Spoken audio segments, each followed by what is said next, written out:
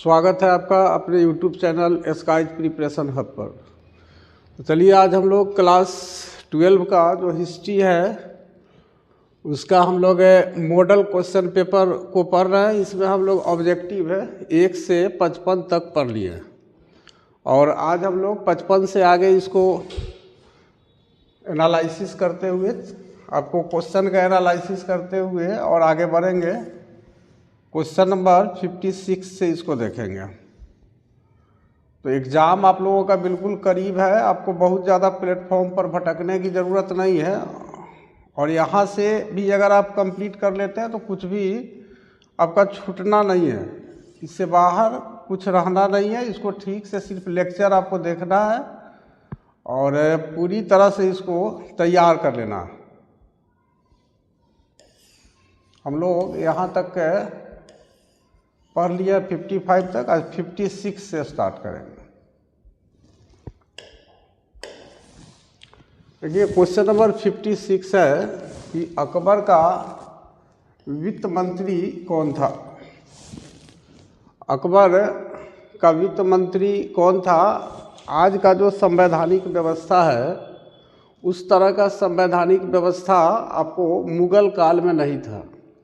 जैसा कि हम लोग जानते हैं कि अकबर जो है वह मुग़ल बादशाह है और मुग़ल बादशाह है जिस मुग़ल वंश की स्थापना अगर देखा जाए तो 1526 ईस्वी में कौन करता है? बाबर करता है।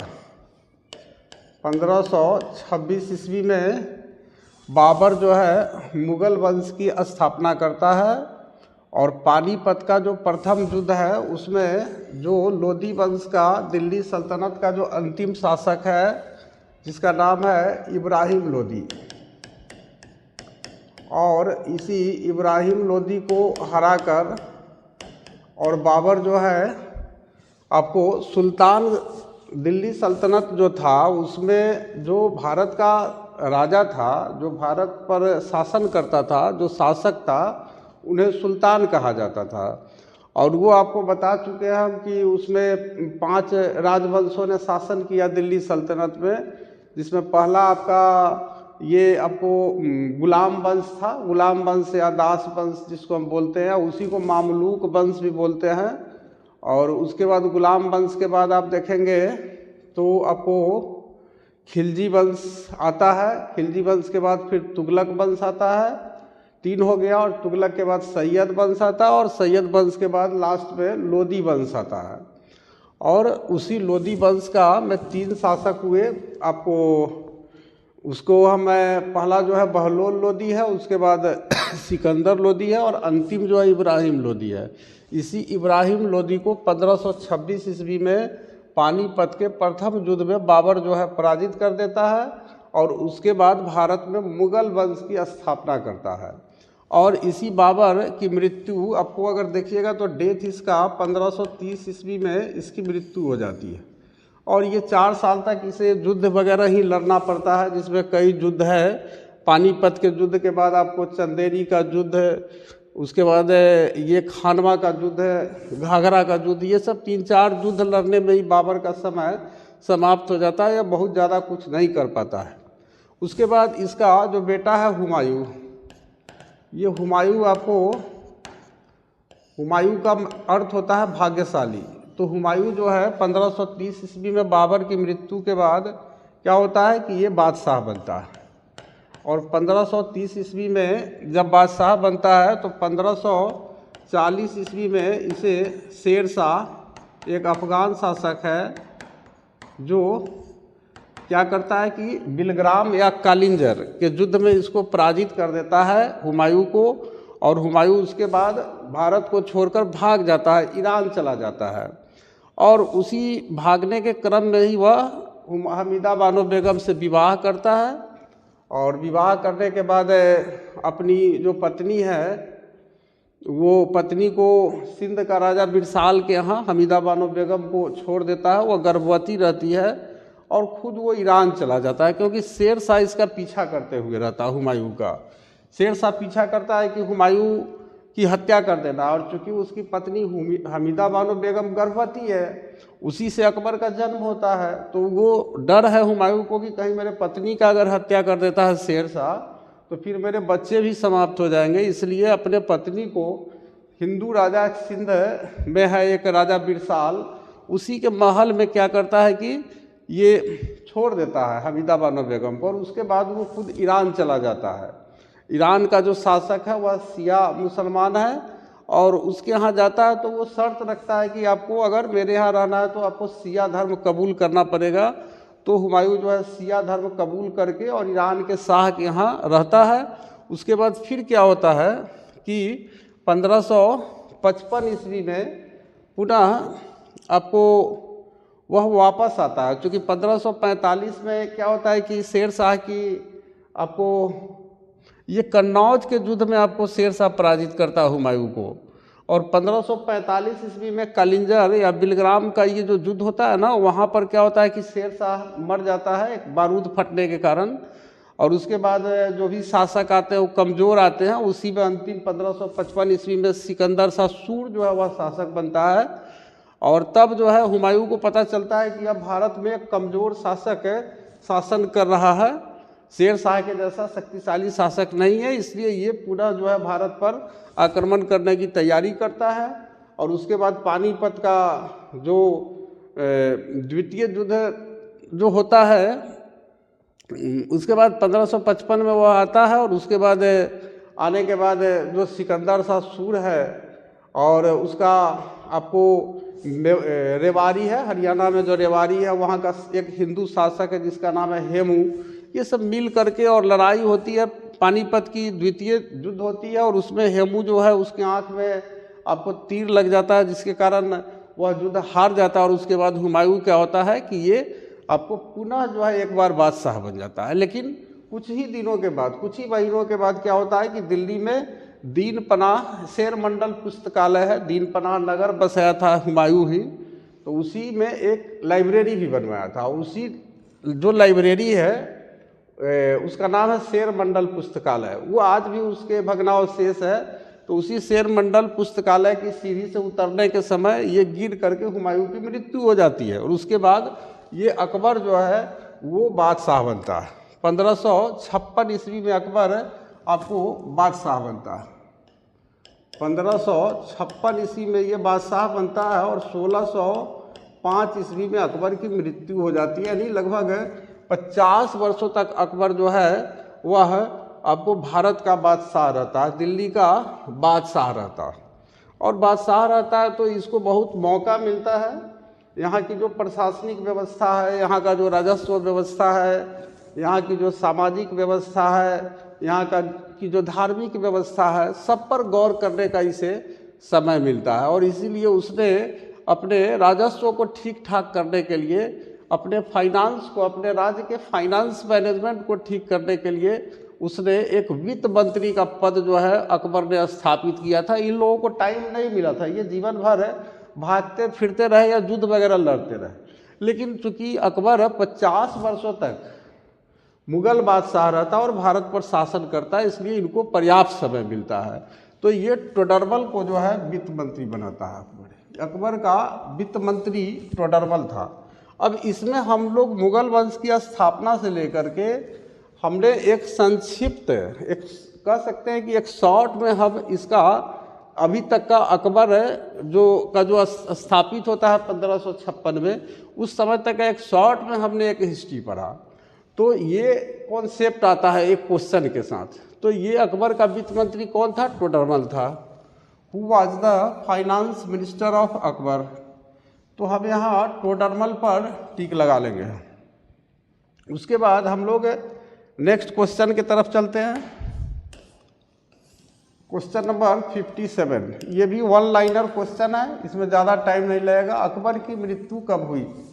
तो 1605 ईस्वी में हुई। ये हम पहले ही ऊपर क्लियर किए कि 1556 ईस्वी में अकबर जो है 13 से 14 साल के बीच में इसका उम्र रहता है, और ये भारत का बादशाह बनता है, मुगल बादशाह बनता है, और ये 1605 ईस्वी में इसकी मृत्यु हो जाती है। और अकबर की मृत्यु के बाद इसका बेटा जो शहजादा सलीम है, या जिसका नाम आगे चलकर जहांगीर हो जाता है, वही जहांगीर जो है उसके बाद शासक बनता है, जिसकी पत्नी नूर जहां है। उसकी कहानी भी हम आपको बताएंगे।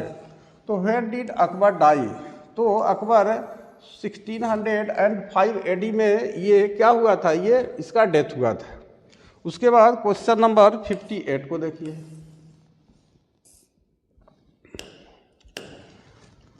पानीपत की तीसरी लड़ाई में मराठों को किसने हराया?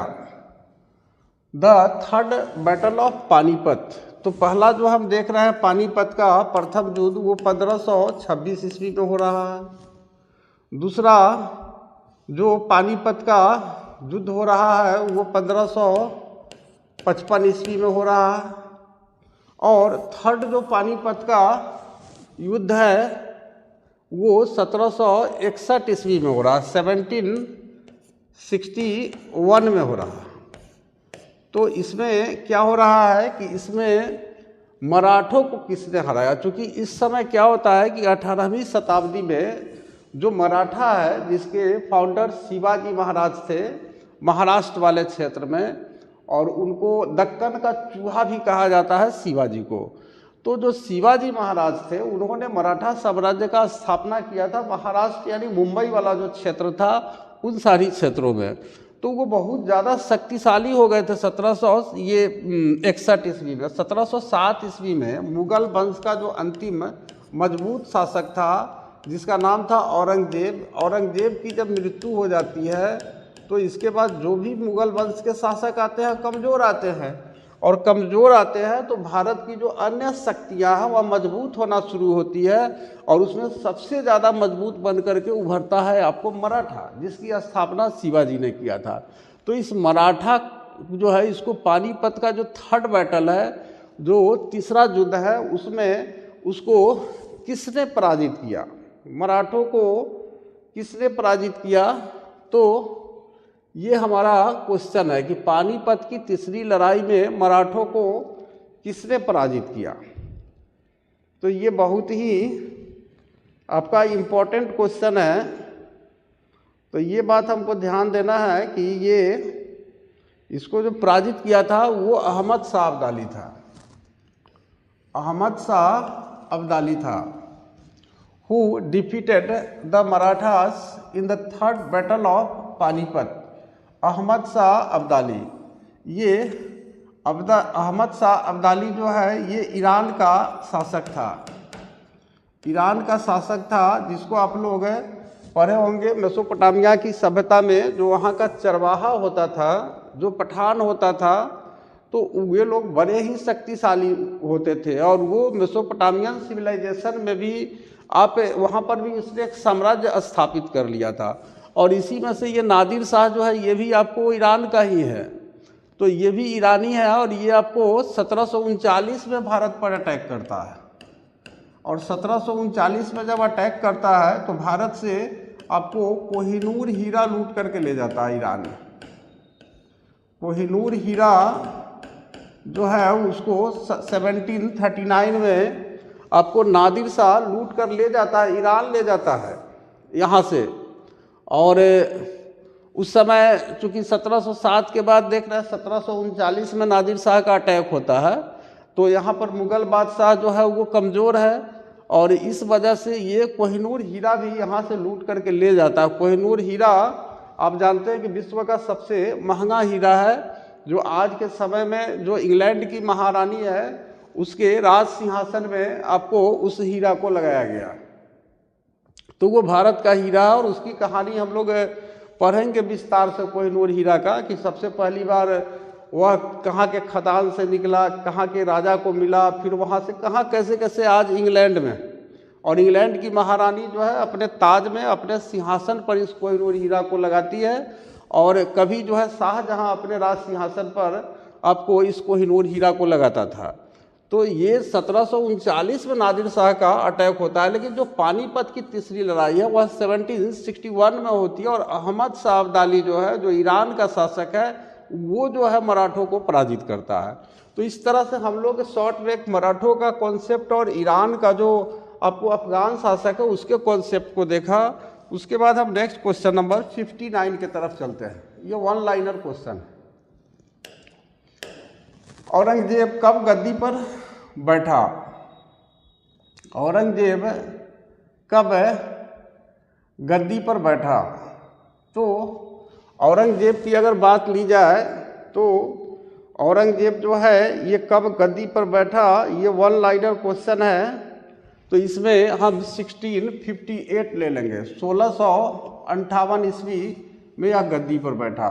तो आप ये जान लीजिए कि आपको इसकी भी एक कहानी है, क्योंकि औरंगजेब के जो पिता थे उनका नाम था शाहजहां। इसके कॉन्सेप्ट को समझ लीजिए, क्योंकि अलग से आप मेडिएवल हिस्ट्री को पढ़े नहीं हैं। तो ये जो शाहजहां है, इनके आपको ये पुत्र थे, और इसका एक पुत्र था जिसका नाम था दारा शिकोह। उसके बाद इसकी एक बेटी थी शाहजहां का, रोशनारा, और उसके बाद ये एक बेटा है जिसका नाम है औरंगजेब।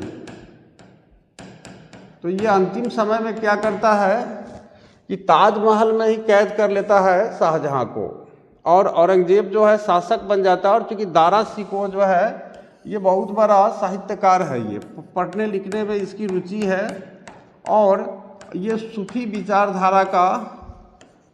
विचारधारा को मानने वाला है। यानी ये कट्टर मुसलमान नहीं है, ये सूफी विचारधारा को मानता है, थोड़ा नरम स्वभाव का, और इसलिए इसको अधर्मी घोषित कर देता है।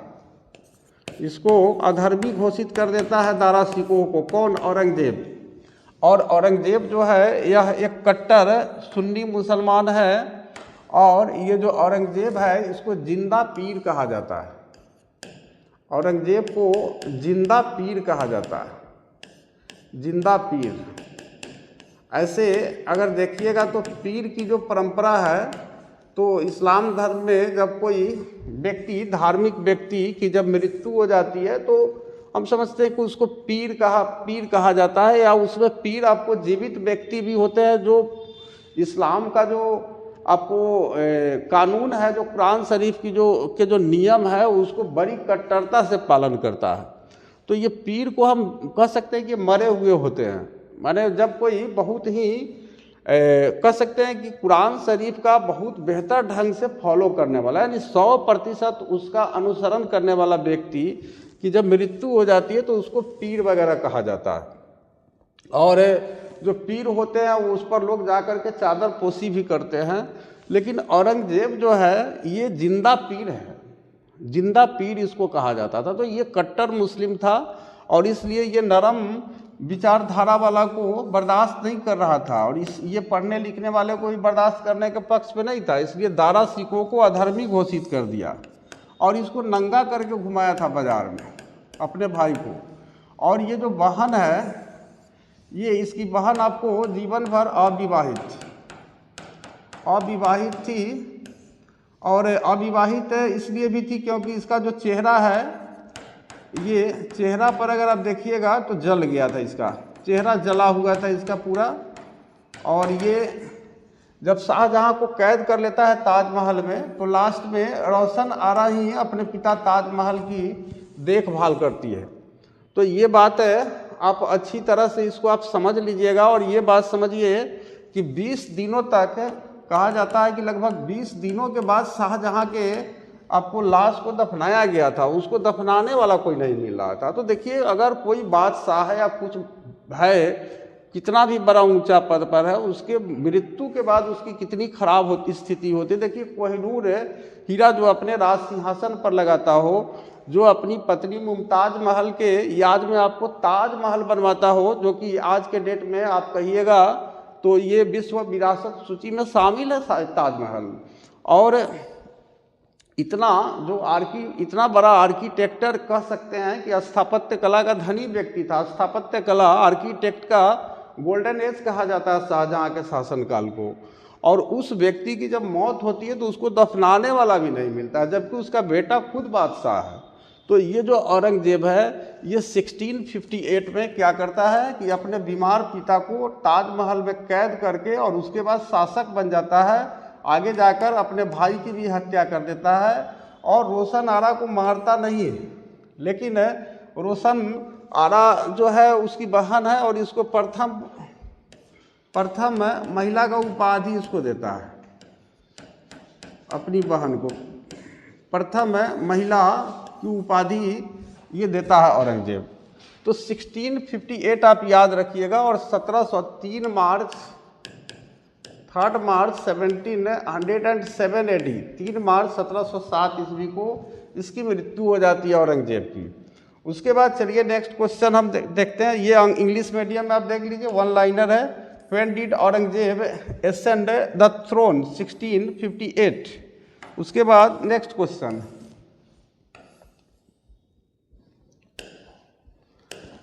भारत का अंतिम मुगल बादशाह कौन था? तो Bahadur Shah Zafar. One liner question है। Who was the last Mughal emperor of India? Bahadur Shah Zafar. ये 1857 का जो रिवॉल्ट हो रहा था उसमें ये पूरा परिवार दिल्ली में हुमायूं की कब्र पर छिपा हुआ था। हुमायूं की कब्र पर ये छिपा हुआ था, यहीं से इसको गिरफ्तार किया गया बहादुर शाह जफर को, और अंग्रेज़ों ने गिरफ्तार करके इसे रंगून भेज दिया। बर्मा की राजधानी आपको रंगून है और उसी रंगून में आपको बहादुर शाह जफर की लगभग 1862 ईस्वी में इसकी मृत्यु हो जाती है और इसको रंगून में ही इसको दफना दिया गया। तो बहादुर शाह जफर की जो कब्र है वह रंगून में ही है। और ये समझिए कि मरने के पहले यह कहा था कि मुझे इस हिंदुस्तान में 2 गज ज़मीन भी नसीब नहीं हुई। ये कितना तकलीफ़ के साथ बोला था और ये बहुत बड़ा आपको शायर था, ये बहुत बड़ा शायर था। और ये अपना उपनाम जो जफर देख रहे हैं, जफर उपनाम से ये शायरी लिखता था, जफर टाइटल से ये शायरी लिखता था। बहादुर शाह जफर पूरा नहीं लिखता था, अपना शायरी के नीचे सिर्फ जफर लिखता था। तो जफर उपनाम से ये बहादुर शाह जो है टाइटल शायरी लिखता था। तो ये रहा बहादुर शाह, भारत का जो अंतिम मुगल बादशाह है बहादुर शाह जफर, उसका कॉन्सेप्ट। उसके बाद हम क्वेश्चन नंबर 61 की तरफ चलते हैं। अस्थाई बंदोबस्त में भू राजस्व का संग्राहक कौन होता था? अस्थाई बंदोबस्त में भू राजस्व का संग्राहक कौन होता था? 61 क्वेश्चन है। तो इसमें अस्थाई बंदोबस्त का मतलब हो गया परमानेंट सेटलमेंट, यानी इसमें सीधी बात है कि जमींदार होता था। यानी अस्थाई बंदोबस्त का मतलब है कि ये परमानेंट सेटलमेंट। और इस बंदोबस्त को लाया कौन था? तो 1793 ईस्वी में यह बंदोबस्त अंग्रेज़ों ने लागू किया था। और अंग्रेज़ों का जो गवर्नर जनरल है उसका नाम है 1793 लॉर्ड कॉर्नवालिस। लॉर्ड कॉर्नवालिस ने अस्थाई बंदोबस्त की स्थापना किया था। और ये आपको बंगाल में, बिहार में और उड़ीसा में, यानी बंगाल में ही ये तीनों था। तो बंगाल में आप इसको कह सकते हैं कि बंगाल में इसको लागू किया था। और इस व्यवस्था में क्या था कि अस्थाई रूप से टैक्स फिक्स कर दिया गया, भू राजस्व, लैंड रेवेन्यू जो है फिक्स कर दिया गया। और कहा गया कि जो ज़मींदार है जिसको टेंडर दिया आपको अंग्रेज़ों ने कि भाई आप हमको इतना राजस्व वसूल करके इस क्षेत्र से आपको दे देना है, तो उसी को अस्थाई बंदोबस्त कहते हैं। तो इसका जो संग्राहक, इसको कौन कलेक्ट करता था? तो जमींदार कलेक्ट करता था।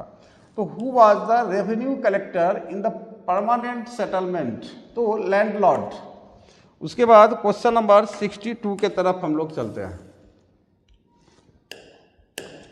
अमेरिकी स्वतंत्रता संग्राम के दौरान ब्रिटिश सेना का कमांडर कौन था, जो बाद में बंगाल का गवर्नर जनरल बना? जो अमेरिका का फ्रीडम चल रहा था, क्योंकि अमेरिका को भी अंग्रेज़ों ने गुलाम बनाया था। तो वहाँ पर जब आज़ादी की जंग हो रही थी अमेरिका में जब स्वतंत्रता संग्राम हो रहा था, तो वहाँ पर जो है अंग्रेज़ों का एक कमांडर था उसके सेना का, तो वो कौन हो सकता है? ये क्लाइव हो सकता है। ये ब्रिटिश सेना का आपको 62 में, हाँ ये क्लाइव ही है, क्लाइव है, रॉबर्ट क्लाइव। इसका रोल आप देखिएगा, बहुत बड़ा रोल होता है इसका। ये प्लासी के युद्ध में और उसके बाद बक्सर का बैटल ऑफ बक्सर और बैटल ऑफ प्लासी, दोनों युद्ध में बहुत बड़ा रोल होता है क्लाइव का। तो अमेरिकी स्वतंत्रता संग्राम यानी अमेरिका में आज़ादी की जो लड़ाई हो रही थी उसके दौरान जो अंग्रेजी सेना लड़ रहा था अमेरिका के खिलाफ में, फ्रीडम फाइटर्स के खिलाफ में, तो उस ब्रिटिश सेना का कमांडर कौन था? तो उसका कमांडर आपको क्लाइव था, जो बाद में बंगाल का गवर्नर जनरल बना था। तो who was the commander of the British forces during the American war of independence, who later became the governor general of Bengal? तो क्लाइव, ये लॉर्ड क्लाइव भी हम इसको बोल सकते हैं। उसके बाद क्वेश्चन नंबर नेक्स्ट देखिए आप, वर्धमान के किस राजा ने संथाल विद्रोह और 1857 के विद्रोह के समय अंग्रेजों की मदद की? तो ये आपको दोनों राजा था, तेज चंद भी था और मेहताब चंद भी था। ये 1857 का जो विद्रोह है उसका अगर देखा जाए तो ये आपको संथाल विद्रोह जो है, आपको इसको कहा जाता है संथाल विद्रोह, जो है 1855 से 56 में हुआ।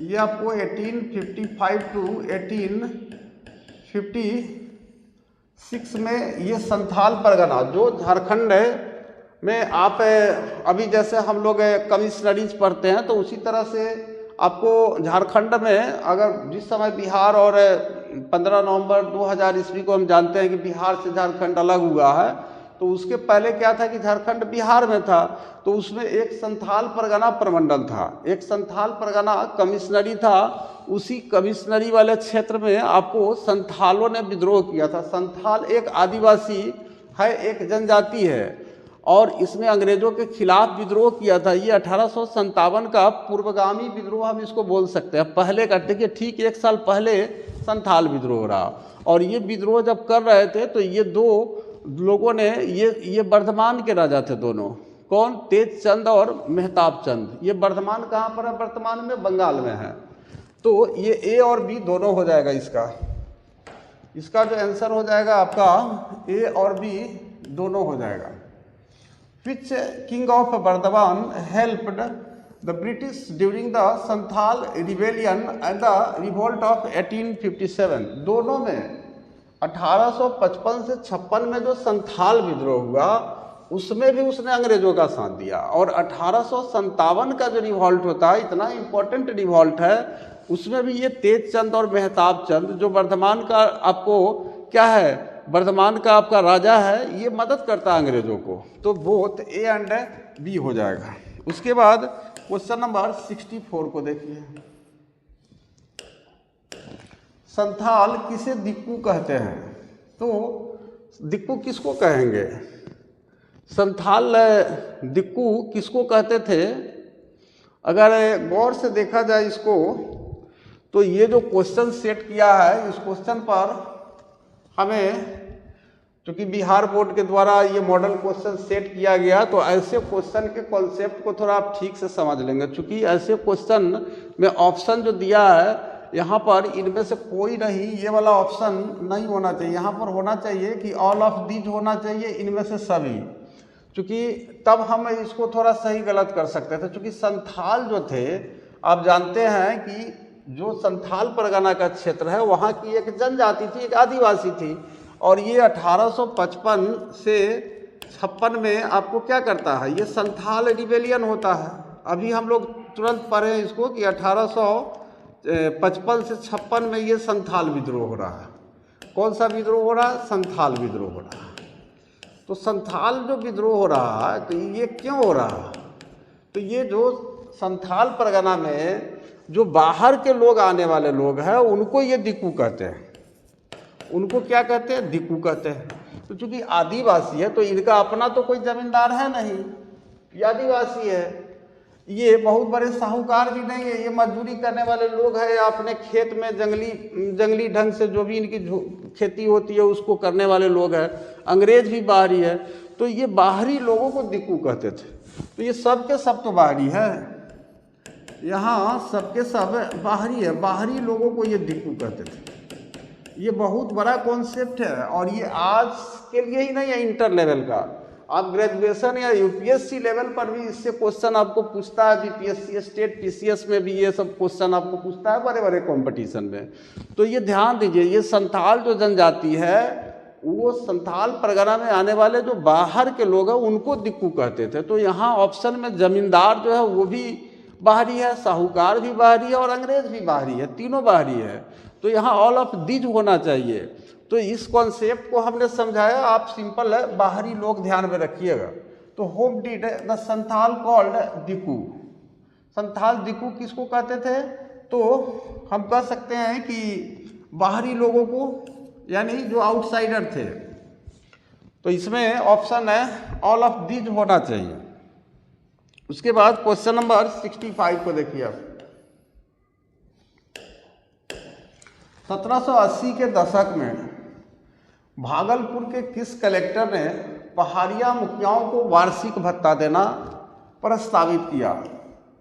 1780 के दशक, 1780 के दशक में हम लोग जानते हैं कि बिहार में आज भागलपुर है और उस भागलपुर का एक डीएम है और उस डीएम का नाम बताना है, एक कलेक्टर का नाम बताना है जो वहाँ पर उस भागलपुर की पहाड़ियों की जो पहाड़िया मुखिया होते थे उसको वार्षिक भत्ता मतलब एनुअल स्टाइपेंड देना जो है, इसका प्रस्ताव जो है से ये कलेक्टर साहब दिए थे कि भाई इनको हम साल में जो है कुछ भत्ता देंगे, कुछ स्टाइपेंड देंगे, एनुअल स्टाइपेंड देंगे।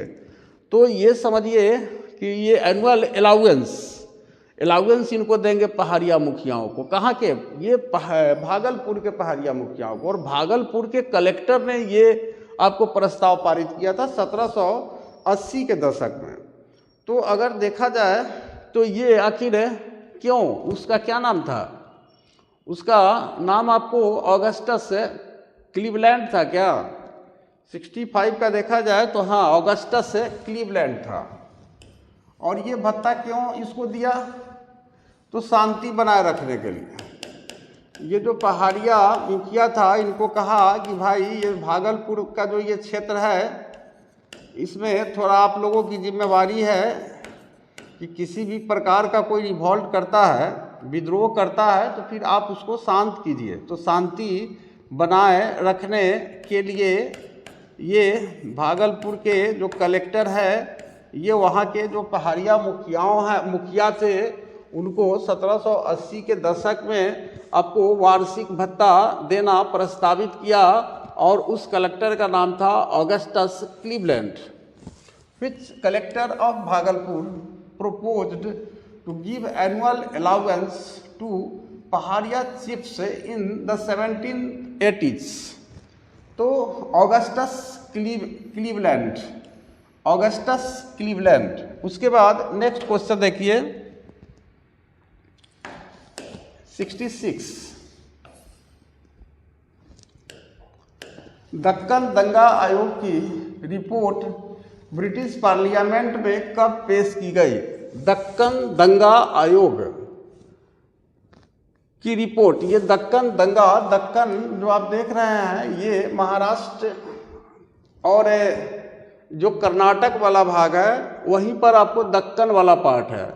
तो उसी में आपको दंगा हो गया था और उसी दंगा की जांच के लिए दक्कन दंगा आयोग बनाया गया था। और वो आयोग जो बना था उसने ब्रिटिश पार्लियामेंट में रिपोर्ट को कब पेश किया ये हमें बताना है। तो दक्कन दंगा आयोग की जो ये दंगा आपको कब हुआ था? तो हम कह सकते हैं कि ये 1875 में ये दंगा हुआ था। 1875 में ये आपको दंगा हुआ था और इसकी रिपोर्ट जो है 1878 में ब्रिटिश पार्लियामेंट में इसको पेश किया गया था। 3 साल लगा था इस आयोग को, इस दक्कन दंगा आयोग को यहाँ का रिपोर्ट ब्रिटिश पार्लियामेंट, इंग्लैंड की जो संसद है वहाँ तक भेजने में। और इसके दक्कन दंगा आयोग के कई मेंबर थे। और ये आपको दक्कन दंगा 1875 ईस्वी में हुआ था, ये दंगा हो गया था 1875 में हुआ था। और यहाँ के किसानों ने किया था, किसानों ने किया था, किसके खिलाफ किया था? जमींदारों के खिलाफ किया था, जमींदारों के विरोध में किया था। और जमींदारों के विरोध में क्यों किया था? तो शोषण, साहूकार जो थे वो शोषण करते थे ब्याज पर पैसा देकर, और उसके बाद उच्च भू राजस्व, जो ज़मीन का टैक्स है वो बहुत ज़्यादा बढ़ा दिए थे ये जमींदार। और इसी के खिलाफ में जो दक्कन के किसान थे वह जमींदारों के विरोध में आपको क्या किया? आंदोलन किए। और वही दक्कन दंगा के नाम से प्रसिद्ध है, जो 1875 ईस्वी में हुआ। और इसमें जान माल की जो क्षति हुई उसकी जांच के लिए ब्रिटिश पार्लियामेंट ने एक क्या किया था? आपको दक्कन दंगा आयोग बनाया था, एक कमीशन बनाया था कि भाई आप रिपोर्ट हमको दीजिए कि यहाँ पर क्यों दंगा हुआ और कैसे हुआ। तो उसका रिपोर्ट 1878 ईस्वी में ये जो दक्कन दंगा आयोग है वो पेश किया था ब्रिटिश पार्लियामेंट में। When was the report of the Deccan riots commission presented in the British parliament 1878। ये आपको जो राइट्स है, ये डेक्कन राइट्स है 1875 में होता है, लेकिन रिपोर्ट 1878 में आपको Deccan riots commission British parliament में प्रेजेंट करता है। उसके बाद क्वेश्चन नंबर 67 को देखिए। इंग्लिश ईस्ट इंडिया कंपनी ने बंगाल की दीवानी कब प्राप्त की?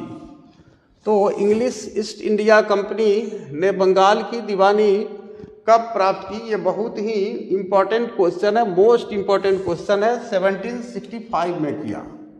आपको पता है कि 1764 में आपको एक बक्सर का युद्ध होता है, बैटल ऑफ बक्सर होता है, बक्सर का युद्ध होता है। इसके पहले अंग्रेज 1757 ईस्वी में आपको पलासी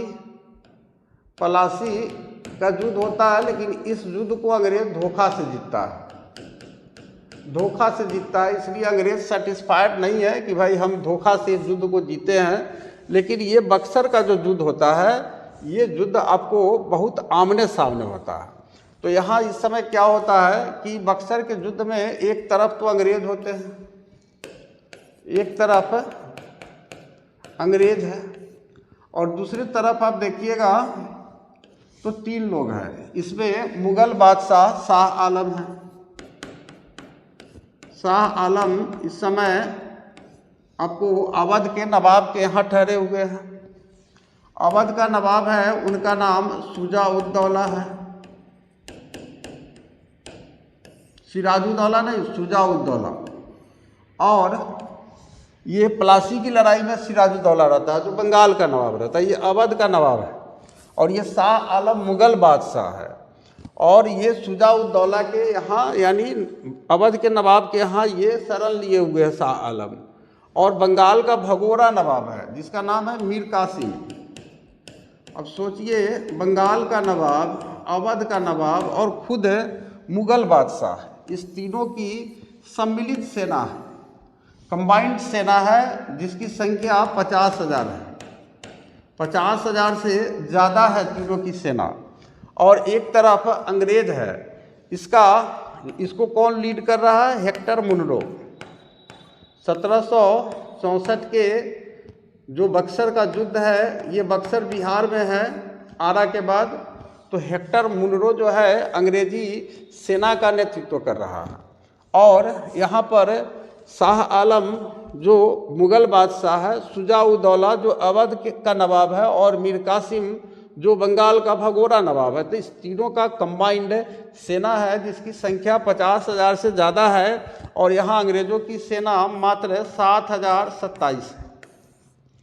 और ये आपको बक्सर में लड़ाई छिड़ जाती है। और इस लड़ाई में क्या होता है?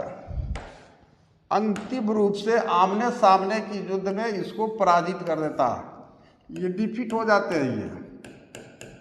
ये अंग्रेज़ों की पहली बार आमने सामने लड़ा गया पहला युद्ध है। और अंग्रेज अब 1764 में बक्सर की लड़ाई के बाद ये मान लेता है कि अब मैं इस हिंदुस्तान का अकेला पावर हूँ, सुपर पावर हूँ, क्योंकि अब तो बादशाह को भी मैंने हरा दिया और उसके बाद ये अवध और बंगाल के नवाब को भी हरा दिया, तो फिर इस इंडिया में बचा क्या, तो मैं अकेला सुपरमैन हूँ। और इसी में आ जाता है लास्ट में रॉबर्ट क्लाइव आ जाता है। फिर ये क्लाइव भी शामिल हो जाता है हेक्टर मुनरो के साथ। उसके बाद 1765 ईस्वी में ये जो 1765 देख रहे हैं, इसमें 12 अगस्त को एक संधि होता है, ट्रीटी होता है, और एक ट्रीटी होता है 16 अगस्त को। तो 12 अगस्त और 16 अगस्त को जो संधि होता है, उसमें एक संधि जो आपको शाह आलम से होता है, मुगल बादशाह से, उसी में क्या करता है, ये आपको बंगाल का जो है वहाँ पर द्वैध शासन स्थापित हो जाता है, डायआर्की जिसको हम कह सकते हैं, द्वैध शासन। द्वैध शासन इसमें क्या होता है कि प्रशासन की जो देखभाल है उसकी जिम्मेवारी बंगाल के नवाब के ऊपर रहता है, और वहाँ से जो टैक्स वगैरह वसूलना है, जो भू राजस्व वसूलना है, उसका पावर जो है अंग्रेज़ों को मिल जाता है। तो वहाँ पर दोहरी सरकार यानी द्वैध शासन स्थापित हो जाता है। तो उसी को दीवानी अधिकार कहा जाता है। आप जानते हैं कि दो तरह का मामला होता है, फौजदारी यानी जो भी विवाद होगा, जो भी क्राइम होगा, उसकी जिम्मेवारी कौन लेगा, जो बंगाल का नवाब है, और जो भी टैक्स वगैरह आएगा, जो आमदनी वाला जो मैटर होगा, उसका निगरानी कौन करेगा, अंग्रेज करेंगे। तो इसी को दीवानी अधिकार कहा जाता है। और इसको बक्सर की लड़ाई के बाद 1765 में जो मुगल बादशाह शाह आलम के साथ 16 अगस्त को जो आपको ट्रीटी होता है, संधि होता है, उसी के तहत आपको ये द्वैध शासन स्थापित हो जाता है बंगाल में। तो बंगाल की दीवानी कब प्राप्त की इंग्लिश ईस्ट इंडिया कंपनी ने? 1765 ईस्वी में। और इसका हीरो कौन है, तो ये हेक्टर मुनरो और क्लाइव है। और इधर तो आप देख रहे हैं कि शाह आलम, शुजाउद्दौला और मीर कासिम सबके सब है। तो ये 67 क्लियर होगा। उसके बाद हम चलते हैं नेक्स्ट क्वेश्चन के तरफ। 68 इतना क्लियर कॉन्सेप्ट के साथ आप पढ़ नहीं पाइएगा कहीं। बहुत सारे प्लेटफॉर्म्स को आप देख लेंगे, क्योंकि आप पढ़ के देखेंगे वहाँ नहीं मिलेगा इतना कॉन्सेप्ट। उसके बाद दक्कन दंगा आयोग के अनुसार किसानों के विद्रोह का मुख्य कारण क्या था? तो आपको ये जान रहे हैं कि ये तीनों हम लोग ऊपर ही चर्चा कर दिए हैं कि जो दक्कन दंगा आयोग था उसने क्या रिपोर्ट दिया था। उसने रिपोर्ट दिया था कि भाई वहाँ के किसानों ने जो विद्रोह किया था, जो रिवॉल्ट किया था, उस रिवॉल्ट का क्या कारण था? तो सरकारी राजस्व की उच्च दर, ज़्यादा टैक्स लेना, कपास के मूल्य का परिवर्तन। वहाँ चूँकि कॉटन की खेती होती थी दक्कन में, कपास की, तो उसका भी मूल्य जो है आपको चेंज कर दिया गया था, कम मूल्य कर दिया गया था। इसके कारण भी वहाँ के किसानों ने विद्रोह किया, उनको नुकसान हो रहा था। साहूकार जो थे, जो आपको कर्ज दे करके और अपने जाल में फंसा लेते थे वहाँ के किसानों को, तो वो शोषण करते थे साहूकार। तो इन सारी चीज़ों के कारण आपको क्या हुआ था, दक्कन में दंगा हुआ था। तो यही रिपोर्ट दक्कन दंगा आयोग ने ब्रिटिश पार्लियामेंट में 1878 को 1878 ईस्वी को क्या किया था, रखा था। और उसके अनुसार अपना ब्रिटिश पार्लियामेंट आगे का फैसला जो है लिया। तो ये इनमें से सभी इसका आपको आंसर हो जाएगा, इनमें से सभी। According to the Deccan riots commission, what was the main cause of the peasants revolt? All of this, यानी high rate of government revenue, variation in the price of cotton, और एक हो गया एक्सप्लॉयटेशन बाय मनी लेंडर्स। तो all of this पर आप टिक लगा लेंगे। उसके बाद क्वेश्चन नंबर 69 को देखिए आप। 1857 के विद्रोह के समय गवर्नर जनरल कौन था? 1857 का जो विद्रोह है उसके समय गवर्नर जनरल की अगर बात की जाए तो 1857 के विद्रोह के समय आपका जो गवर्नर जनरल है वो कौन था? तो लॉर्ड कैनिंग था।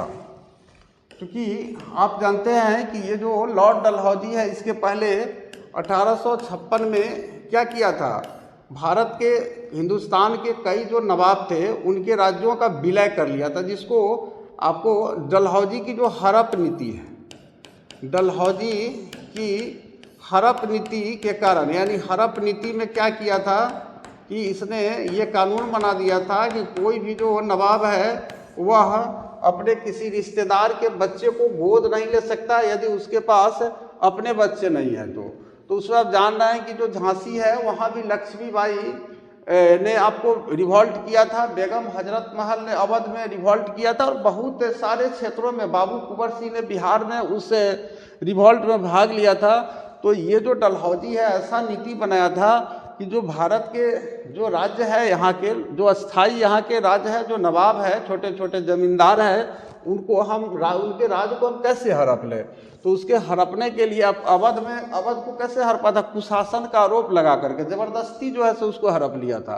तो इससे जो है यहाँ के सभी नवाब जो थे और ज़मींदार थे वो नाराज़ हो गए थे, नवाब खास करके नाराज़ हो गए थे, और इन सारे लोगों ने क्या किया, इसके खिलाफ में विद्रोह कर दिया था। वही 1857 का, इसको कई लोग सिपाही विद्रोह कहते हैं, कई लोग भारत का प्रथम स्वतंत्रता संग्राम कहते हैं। तो इसके बारे में हम लोग पढ़ेंगे 1857 के रिवॉल्ट के बारे में, जब लॉन्ग क्वेश्चन में आएगा ही निश्चित रूप से, और वेरी शॉर्ट में आएगा। तो उसके बाद आपको डलहौजी के बाद कैनिंग जो है वो आपको गवर्नर जनरल आपको बन के आते हैं, और यही गवर्नर जनरल का पहला पद जो है ये बनता है। इसके पहले आपको गवर्नर रहता है, ये नहीं, इसके बाद वायसराय पद आ जाता है।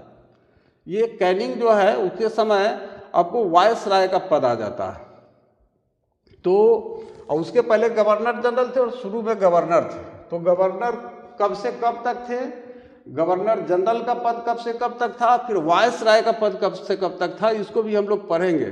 तो 1857 के विद्रोह के समय गवर्नर जनरल कौन था, कैनिंग थे। Who was the governor general at the time of the revolt of 1857, Canning. उसके बाद क्वेश्चन नंबर 70 की तरफ हम लोग चलते हैं। आज का ये लास्ट क्वेश्चन आपको क्वेश्चन नंबर 70 आपको रहेगा।